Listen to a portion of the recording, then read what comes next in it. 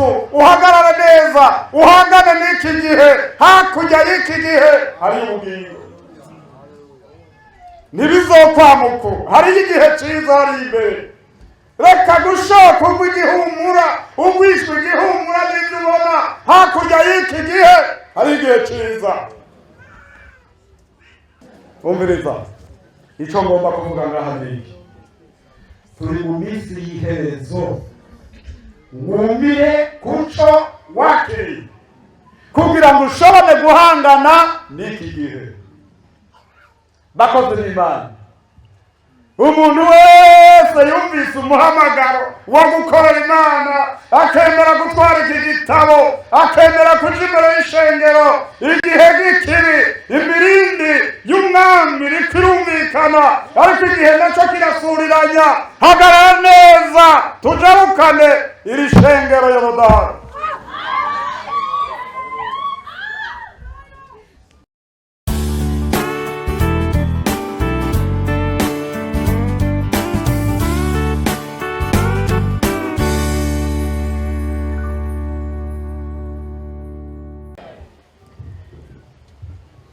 ndashimira Imana kubona ndi hano Nyakarambo ubwa mbere nkandagira hano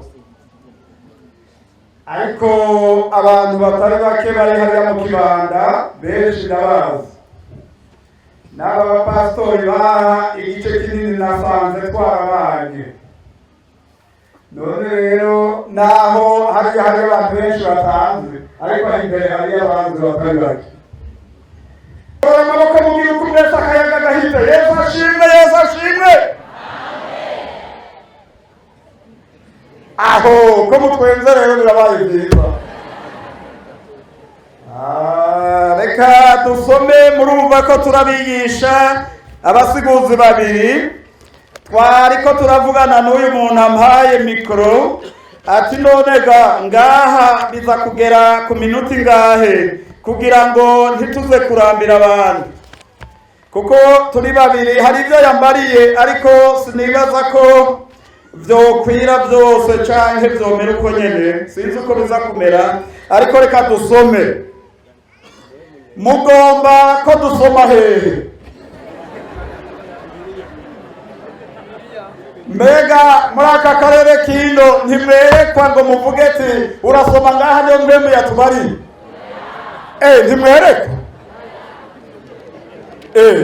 birananiranye ko abapentekoti bakunda kwerekwa n'ubundi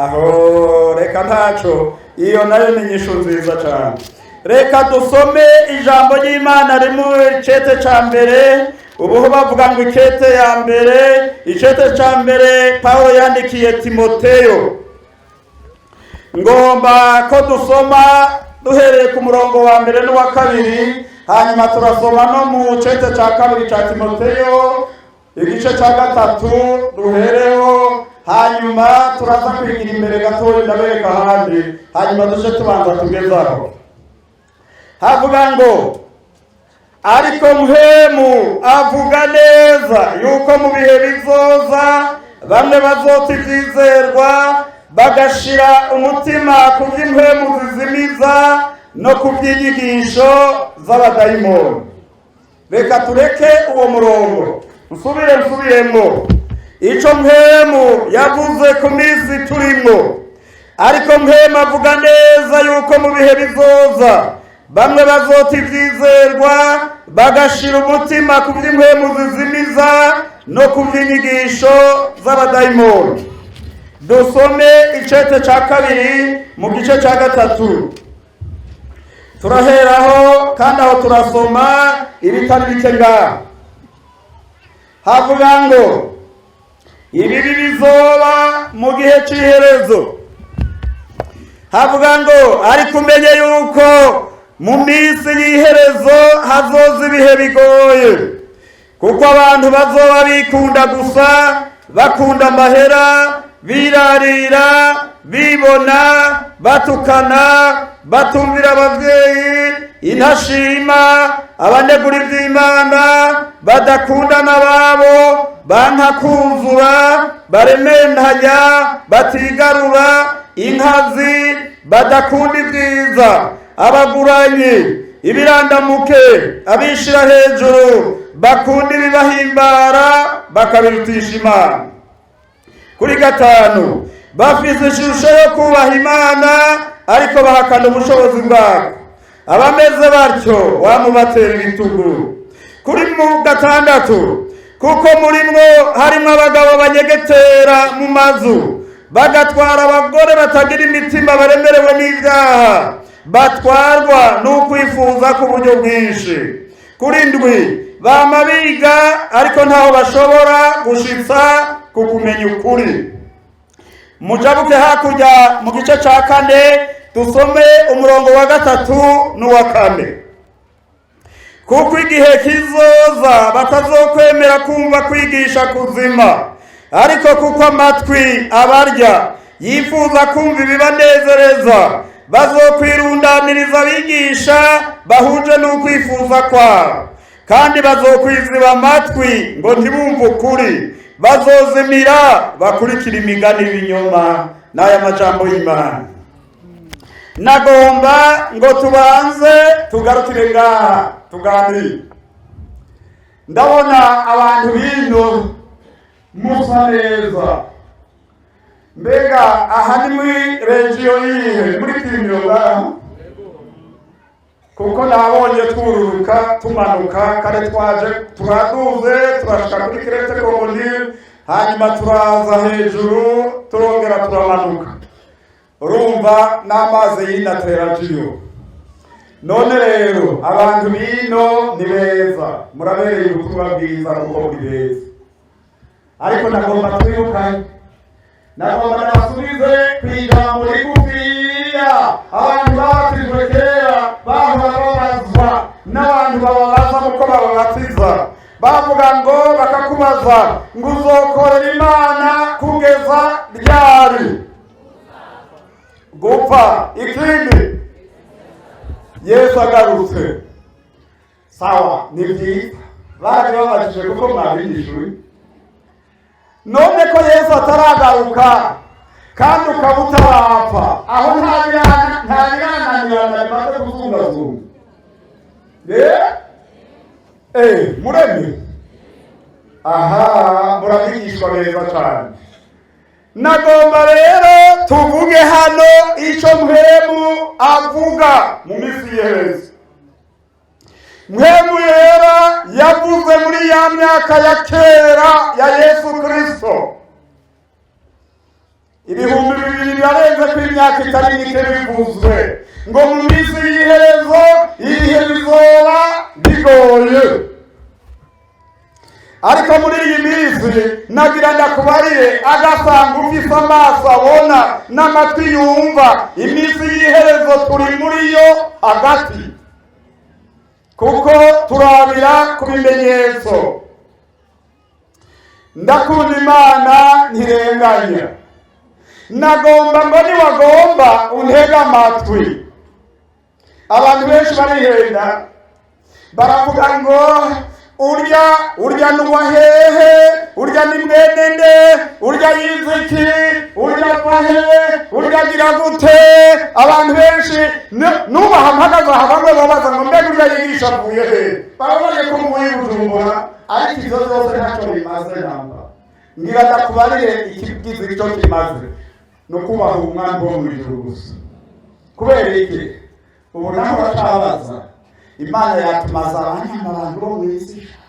Imana yatwegeranije ubu igihugu cya mbere ku isi gikomeye, Amerika, Uburusiya, Ubushinwa, Ubufaransa, Ubudagi. Imana yavuze ngo cye, nta ndege iguruka, nta bwato bugenda, nta masoko arema, nta nsengero zinjira kiretse mu Burundi.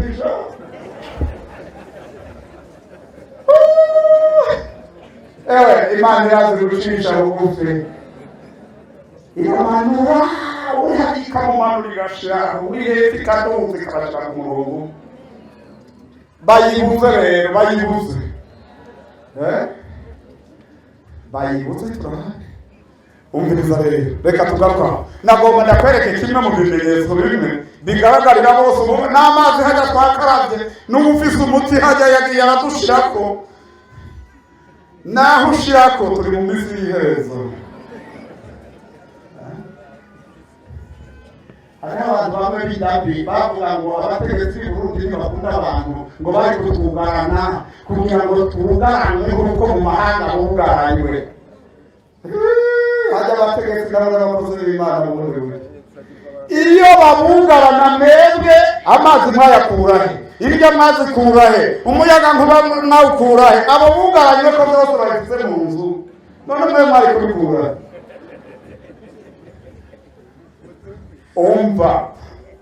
Umviriza tuje ngaha rero. Mu minsi y'iherezo ibihe bizoba bigoye. Bizoba bigoye.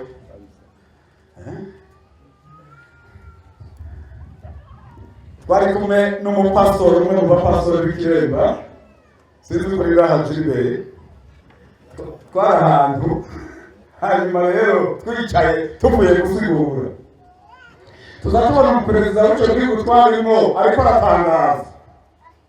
atangaza ngo nta ndege y'umunyaburayi wo muri Union Européenne isubira kwinjira, nta bwato buvuye Amerika busubira kwinjira, byose muzibire. Bwana bazibire turi hino. Nanze nari nakatishije itike ngomba kuja mu maprovince y'ico gihugu, itike zibiri. Numvise itangazo mu gitondo ca kare nzinduka ku ndege, musubiza amahera mutansubiza mugumye nzoyigira ko mu myaka 2 canke 3 nandi ndataje. Ngize ngo ndinjira i Bujumbura nsanga abantu bagize ubwoba, abazungu baje imbere yanje babirukana muri hoteli kubapfungirayo hariya ngo babanze bamara iminsi babugaranye. Abantu barabera koseruka barabura ati papa bamutwaye hariya bisi yabatwaye baza bamuna naserutse ngo ntatwaye kandi barwaye. Ngo shiti mugira abana nkabona bamwe bandamukiriza kureti bakuze iradiyo yaravuze. Papa iradiyo yaravuze. Madamu yarafise n'intege yibaye tinone bavuze iradiyo yavuze ariko wumvise wewe ati navyumvise muga niyo nazananye kuva iyo navuyeyo mw'ijoro cete bandize nashize nayirobehera aba bapinye naha bavuze ko akomeye ngo ego mu minsi y'iherezo n'uwo mubana arahakana. Niko iminsi y'iherezo imeze. Umushoferi yaje kuntora ababanyi biwe bakavuga ati kandi uwo mugabo aza araja mu kibuga c'indege muramwigizayo. Urumva ubwo n'ubundi bw'iminsi y'iherezo cyane, kuko Bibiliya ivuga ngo hazokwaduka n'indwara zitagira gute zidakira. None uracabaza, none umunyamerika buze umuti wa korona, Umurusiya ntacamuronka niyoga Umushinwa bakaza kubwira n'ibyo bafurukuta abantu bashize, wowe uca wibaza ko ari iki? Ufise ubwenge ucuraramura amaso y'impwemu ukarerekera ku myugariro k'umukiza agaruka. Nico kiba gisigaye gusa. Umviriza rero, hariho akaga rero ngo mu minsi y'iherezo abantu bazota ibyo bari barizeye babivemo babihebe nakale. Murazi impamvu abo twazananye mu mutuga twamye tuganira ijambo ry'Imana, tukaganira amajambo amwe tudasomye Bibiliya. Ati mbega kera ko bubaha abapasitori ngira ngo batababereje kera ko babubaha. Hanyuma umwe yatwishije ijambo yavuze ngo none umupastori agiye kudandariza hamwe n'umukristo hanyuma akamugunga, none urya wundi asigaye azosubira kumwemera gute urya wundi? hariho ibyo tutubahuka gukora abapasitori n'abavugabutumwa. Mbega ninde yabiziruye? Hanyuma rero bariya rero turongoye bagaca baturabirako. Bakristo, aha muri iki gihe umuntu yoshobora guhagarara aha mukabona umuhagaze n'aha akabivuga ati munyigane nk'uko nigana Kristo, uzoca uvuga ati amen. Kuzoba ari ukuri kudasesuye kuvuye mu mutima, kuko abantu benshi barabatinya no kubivuga. Ega si bo babitinya, umuntu atinya ibiri muri we. Hari Bujumbura mpora ndababarira, jewe meze nk'umuntu, nk'umwana w'imfubyi, kuko ubu maze umwaka wose tutari kumwe n'umwungere wanje. Tutari kumwe n'umwungere wanje, yararwaye agenda mu mahanga, none umwaka uraheze. Uriya yarabize umwungere w'ikirema. Ngomba kubarire igituma ndabivuga. Ntibyari na ngombwa ko umuntu abishyiramo no mu magambo bene ibyo, ariko cyangwa icyo ndabiharira ko cy'iminsi iheze. Abadushize mu bikorwa nk'abavugabutumwa, umupasitori yagiye mu ijuru, yabaye umwungere wa kabiri w'ikiremba wa kera, abareperezanta legale w'u Rwanda n'u Burundi, abareperezanta legale wa ADP, inyuma ya ziriya ntambara z'72 murazi yaciye aza kurongora Bujumbura, jewe niwe yangize umuvugabutumwa. Muri kiriya gihe rero yarazi ubwenge abona, yarakwandikira ibintu wamwemereye umuhamagaro, hanyuma ugaca ubisoma ukaraba, uhejeje kubisoma ugaca ubisinya ugatera kwigika umutima. Ndemeye gukorera Imana atangwego, ndemeye iyo bazontuma hose uzojayo, ari ugupfa ugukira jewe ndabyemeye atagahato, ugatera kwigika umutima. Iyo rero bibaye uko naho wogira amageragezwa ntawuyaha, warabisinye, bikwica bigukiza, urategerezwa kuko wabyemeye atagahato. Nkabona rero muri iyi minsi, jewe muri iyi minsi ndi mu bihe binyereka neza iminsi y'iherezo. Umuntu uramuraba aho wamubonye ukamubura. Hanyuma rero hari abantu b'Ibujumbura benshi barabizi, mpora ndabivuga, ndababarira ati jewe ntimundabe, ndi umunyamuhamagaro.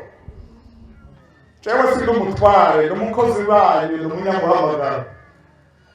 Ariko murazi uko abantu bahamagawe muri ibi bihe, bamwe n'abanyamuhamagaro, abandi n'abatware.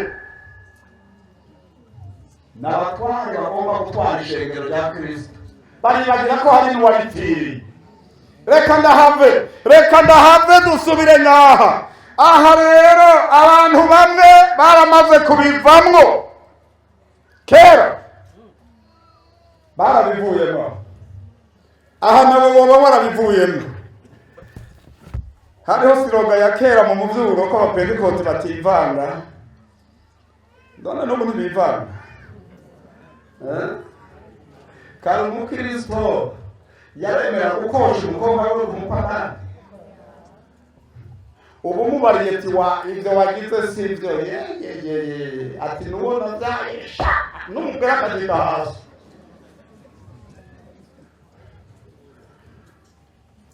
Inzira ija mu ijuru irafunganye.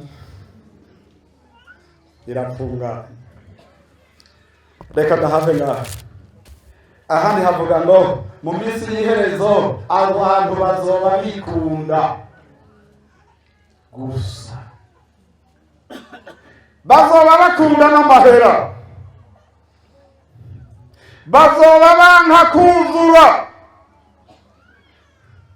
Abantu bubu naho wozana onini bazopfa buzuye. Abahirwe n'abasirikare n'abapolisi bazoza bararonka amahera muri oni. None ko oni yasinzwe kera, intambara zirahagarara, amahoro yo mw'isi araboneka, harahiriwe uwamenye Kristo ariko akaguma ku murongo.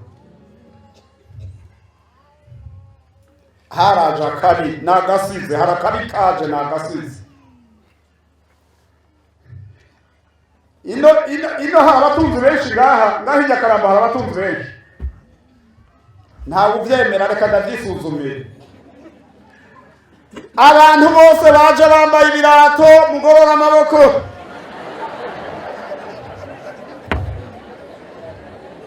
Basi mwese murabatunzi. Ico ni kimwe. Abantu bafise telefone mugorora amaboko bafise telefone. Gorora gose.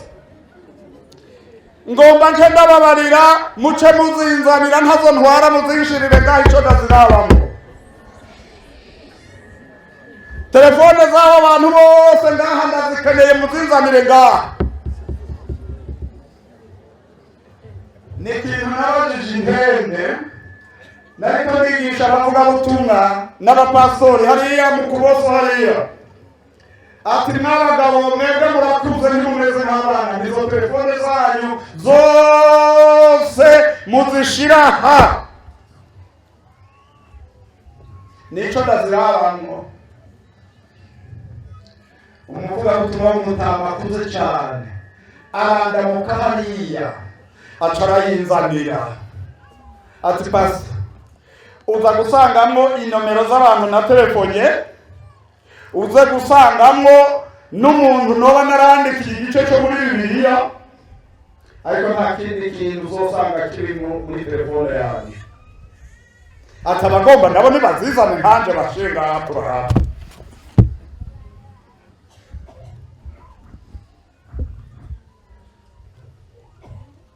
Imisi y'iherezo irimo ibimenyetso byinshi. Barandika ngo wa mugabo aragiye atuganye mw'ibarabara rigenda i Gitega. Abo n'abagomba gutega urusiruriro. Abandi n'abateka twamwumvise umengo ari Makamba.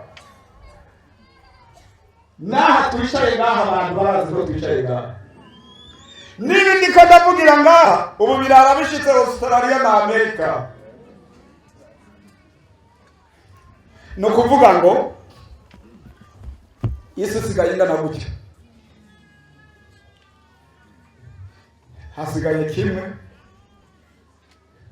Ibi ni ibimenyetso biranga iherezo, ariko hari ico twiteze ikiba Kristo. Inzamba. Iyo uvuga inzamba ubanza uvuge kugaruka kwa Yesu. Ataragaruka rero twitegure.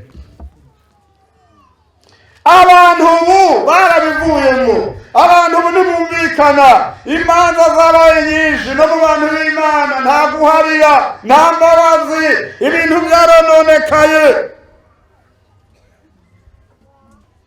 Akamara maza rero kariho yemwe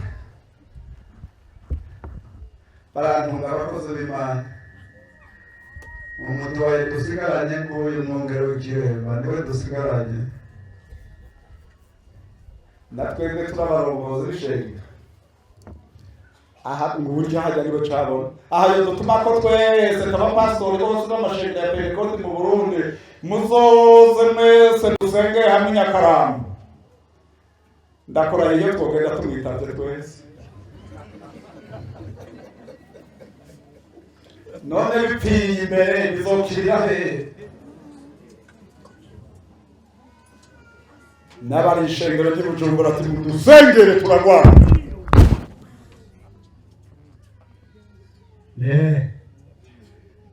Imisi w'iherezo nawe ziguriza. Kubera iki?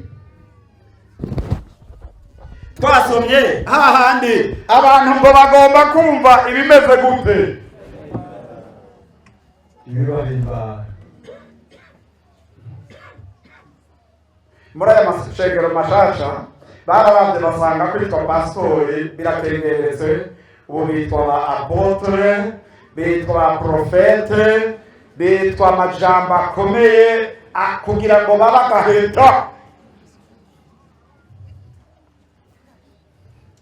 Kugira ngo babagaheta bazokwiziba amatwi kugira ngo ntibumvise ukuri. Uberiza numviriza rero ko iminsi imeze gutya rero hariho ubutumwa bwiza ndabafitiye iganuke. Ubutumwa twakiriye si ubutumwa bw'imigani, ni ubutumwa bwavuye ku Mana. Pawulo aravuga ngo kuko ubutumwa bwiza butantera isoni ari ubushobozi amen bw'Imana buzanira uwizera wese agakiza, utaravye kuri mugufi canke kuri muremure, utaravye ko wirabure canke ko ufise inzobe, utaravye kukenye canke kutunze, naho wo muri kimuga uri muri Kristo Yesu nta rubanza ruzogutsinda. Amen, amen, amen.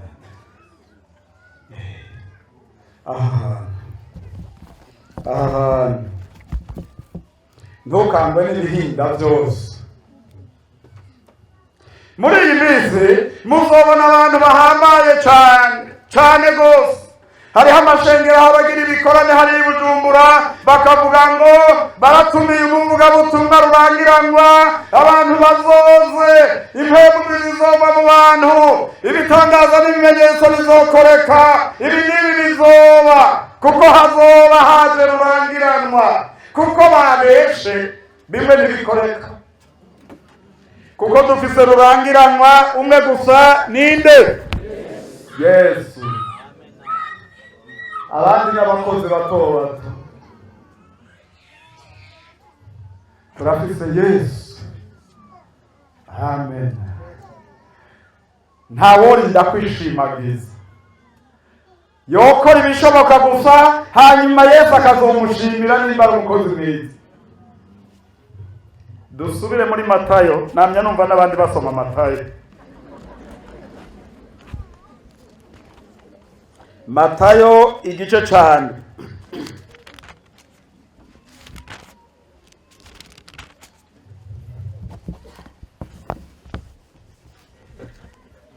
kuri 15, kuko muri iyi minsi y'iherezo uburyarya bwabaye ikirenga, abantu bose bigira abahambaye n'abakomeye kandi ataco bamaze.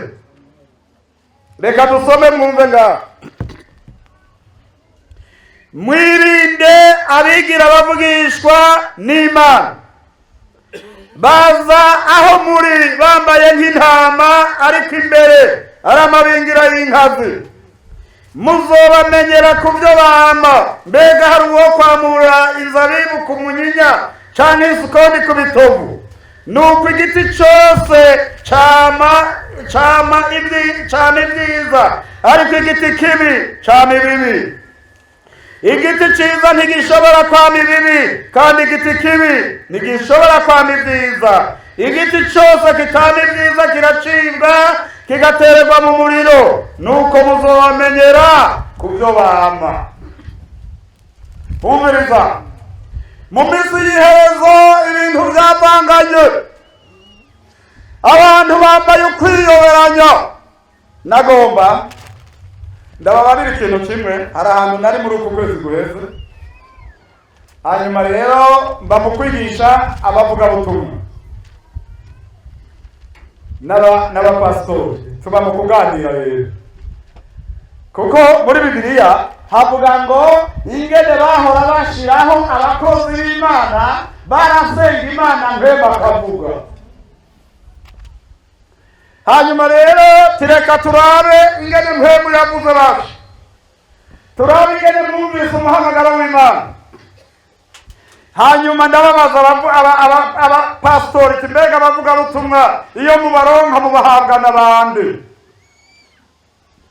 Bamwe barahora, ariko haravamo umuntu umwe w'inararibonye atereka umuvugabutumwa. Iyo umuntu hari umunyamuhamagaro umuhabwa na mwarimu. Tega mwarimu niwe wamenya yuko umuntu afite umuhamagaro, niwe babanza kuwubarira. Hanyuma mwarimu akamugenzura, agatangura kumushyira mu bajenama biwe, akazaramwunguruza, agateba akamugira umujenama w'imbere, agateba akazohava amujyana kwa pasitori, akamutangira raporo. Zindafise abantu bafite umuhamagaro.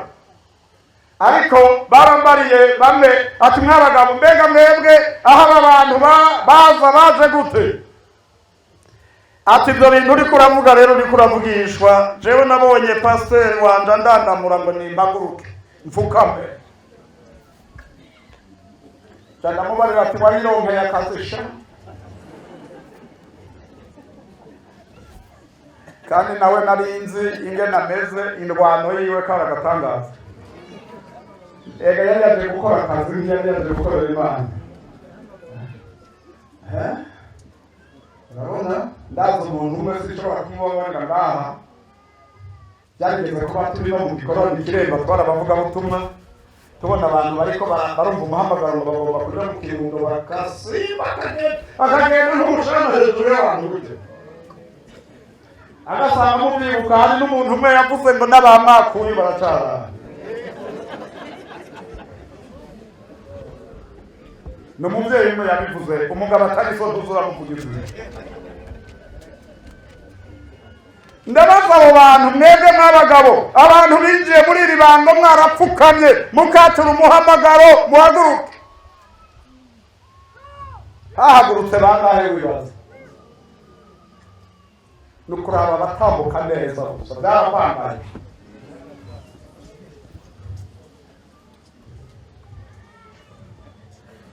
Ndababarira ati ko mwayanyoye gabasha ngo turambarane imbere y'Imana dusaba imbabazi Imana izizana mpemuye ribasamba bene.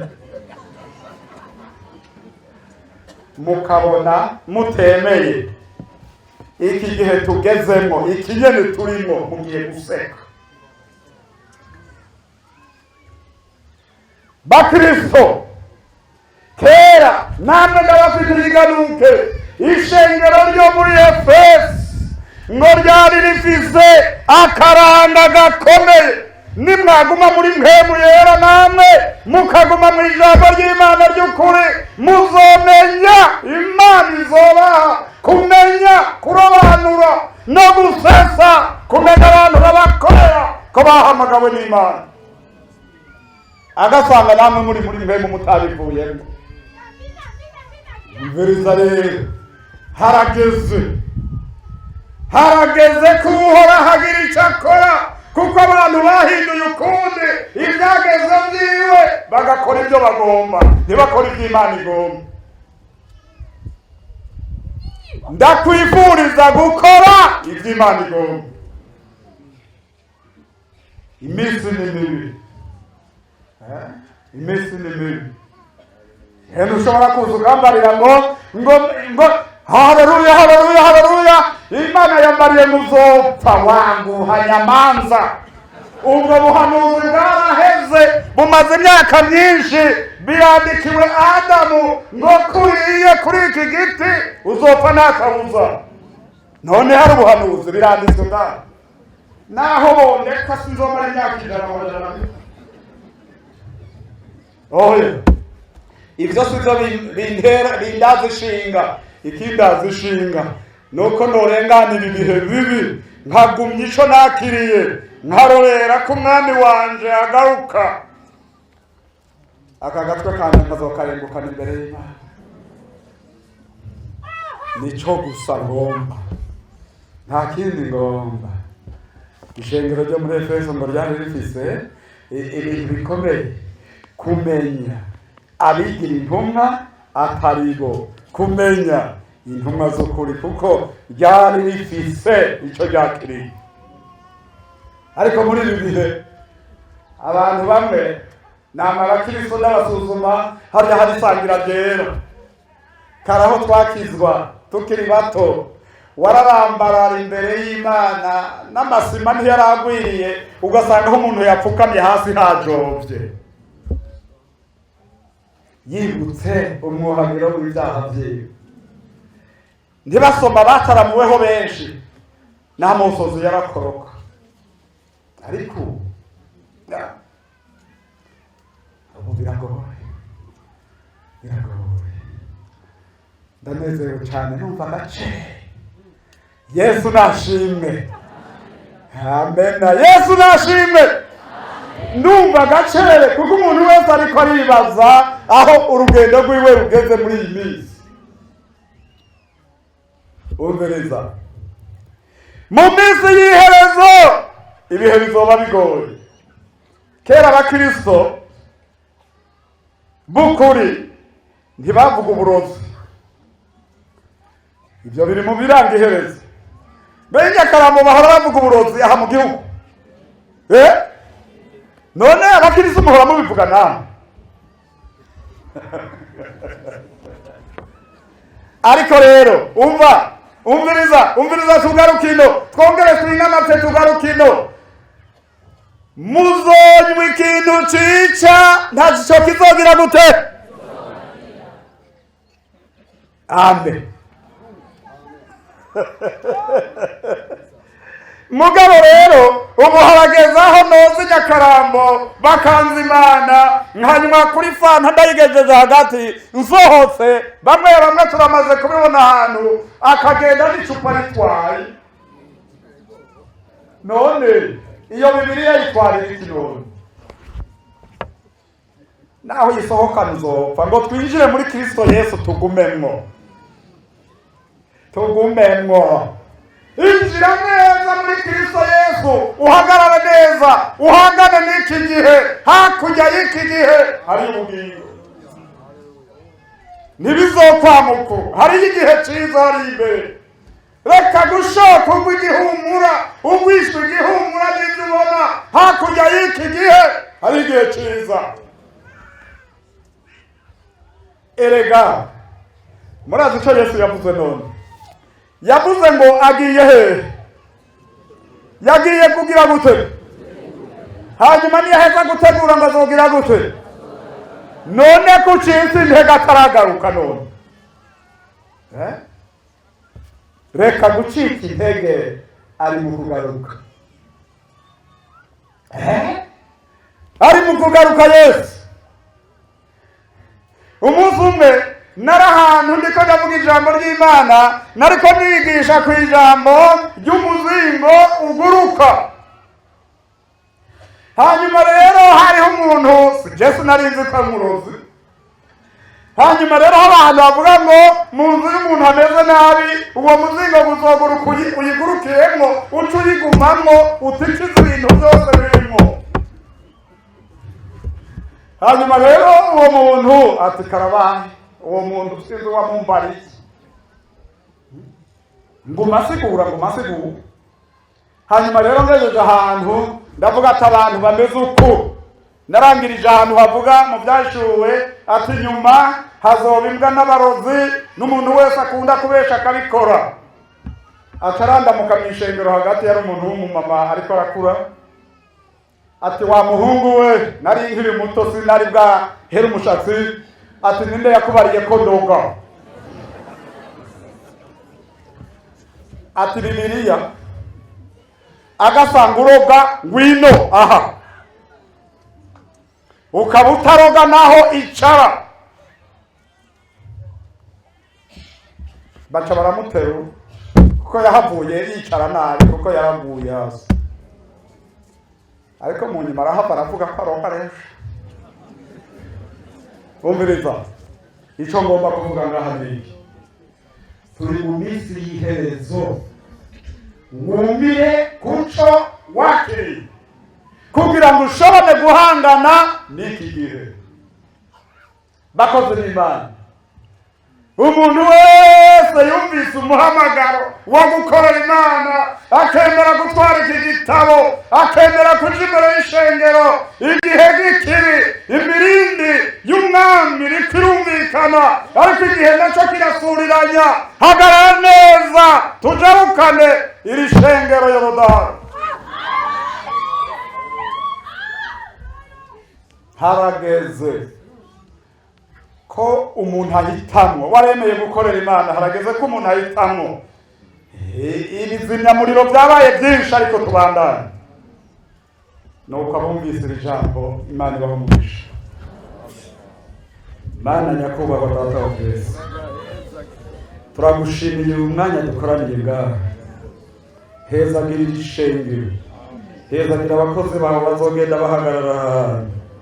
Uraduha umugisha, uzotwiyerekera aha hantu, tubisenze gutyo mu izina rya Yesu Kristo Umwami wacu. Amen.